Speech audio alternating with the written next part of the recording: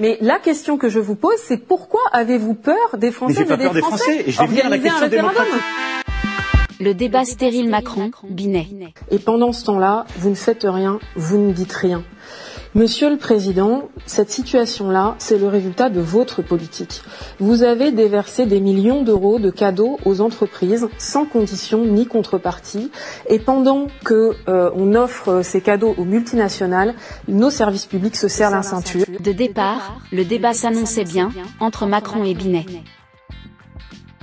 Puis le ton monte, Madame Binet déstabilise Macron. Nous sommes depuis 6 ans le pays le plus attractif d'Europe, en attirant des capitaux étrangers. Oui, sauf que ces capitaux repartent avec nos savoir-faire et avec nos aides publiques. Aujourd'hui, c'est le chômage qui repart en flèche. L'Espagne, qui a eu une toute autre politique, n'est pas dans la même situation économique aujourd'hui que la France. Les mensonges pleuvent dans la bouche de Macron, et Madame Binet mitraille dès ses arguments, agaçant Macron.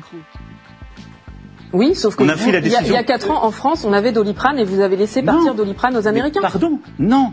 1 milliard d'euros alors que vous étiez prêt à mettre 850 millions d'euros pour décarboner. Mais j'espère qu'on pourra le faire, parce que ça c'est pertinent. Et c'est la grande différence. Après les avoir laissés licencier 600 personnes? D'abord, il restructure en France 600 postes. Il licencie. Il licencie 350 personnes. Non, c'est 600 postes qui sont supprimés. C'est ça le problème. Moi, je ne les laisserai pas partir. Là, il y en a 600. Pardon, on va pas... Permettez de finir. J'essaie de répondre à vos 4 questions. Attendez. Jamais répondre. Si, je vous ai écouté patiemment. Jamais répondre. Si, je vous ai écouté patiemment. Oui, sauf que on a fait la décision. Il y a 4 ans, en France, on avait Doliprane et vous avez laissé partir Doliprane aux Américains. Mais pardon, non. Tous les votes à l'Assemblée ne concernent que le bien-être de leur salaire aux ministres, et ne concernent en rien les décisions qui vont dans le sens des Français. Certains même font des micro-siestes. La connerie à ce point-là, moi, je dis que ça devient gênant. D'autres ricanent, quand ce n'est pas pour raconter leur vie. Néanmoins, excusez-moi. Poursuivez, Madame Boyer, sans conflit d'intérêt. Ou se crêper le chignon comme si ils étaient à la maternelle, qu'on a tous vu tourner sur les vidéos sociales. Trouillard, Monsieur Péteux. Et le français n'a plus le droit à la parole, au vu qu'il n'existe plus de référendum depuis des lustres.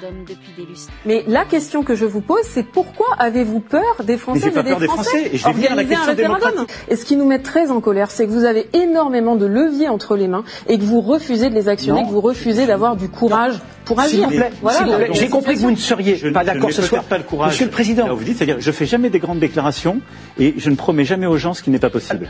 Comment la croire à ce débat, Madame Binet, lorsqu'elle dit la Binet à Macron, j'ai même voté pour vous. J'ai été élu aux élections présidentielles avec un chiffre qui n'a rien à envier à beaucoup de mes prédécesseurs. En face de vous, il y avait l'extrême droite. Mais madame, pardon. Même moi, j'ai voté pour vous. Mais merci d'abord. C'est un exercice de communication présidentielle sur votre bilan.